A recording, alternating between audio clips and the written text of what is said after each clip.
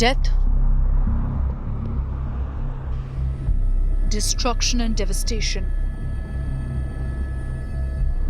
This is the grim reality facing Central Texas.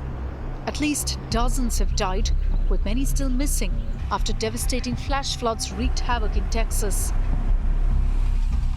The relentless floodwaters stranded families at campsites, submerged homes and swept vehicles away in their path. Kerr County was the hardest hit among the 20 affected counties in the region. Volunteers and residents continued tireless search efforts across 12 counties, determined to find those still missing. I've driven down from Hunt, and it's the most horrific. As soon as we saw how horrible it was, we kind of knew there weren't going to be survivors. It's just been difficult. It's really hard to go through the river and trying to find anything. The guys have fallen here and there. We're using backhoe to maybe shake up the trees, see if anybody's stuck up there, but it's been very difficult. Eyewitnesses and survivors described the chaos and heartbreak as the deadly floodwaters rose swiftly, claiming lives and ripping apart communities. The hardest part was there was a little boy who started floating downstream, and he was screaming, asking for help, but there just wasn't anything anybody could do at that point. This is my parents' house. They're in their 80s. 11 o'clock at night, they started having the water rise and come into their house, so they were able to escape up the hill. And they got word of their neighbor being stuck in her attic, so they went over and rendered aid and got her out. She's 92 years old. Then they were able to reach their tool shed up higher ground, and neighbors throughout the early morning began to show up at their tool shed, and they all rode it out together.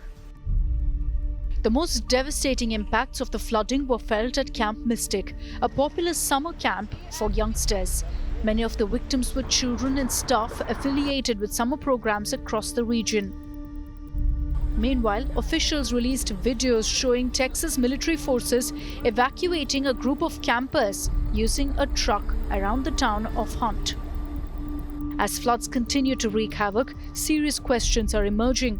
Could recent job cuts in key federal agencies have contributed to the scale of the disaster? Are you investigating whether some of the cuts to the federal government left key vacancies at the National Weather Service or in the emergency coordination? No. They did not.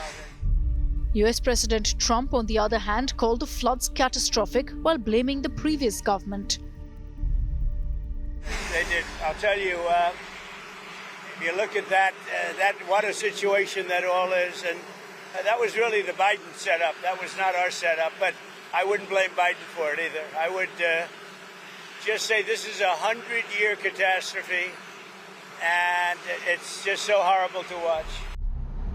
As investigations into the cause and response unfold, authorities continue to assess the full extent of the damage, and efforts are ongoing to locate missing individuals. Aid is being rushed to the communities hardest hit by one of the deadliest floods Texas has seen in decades. With Neha Kumari, Bureau Report, India Today.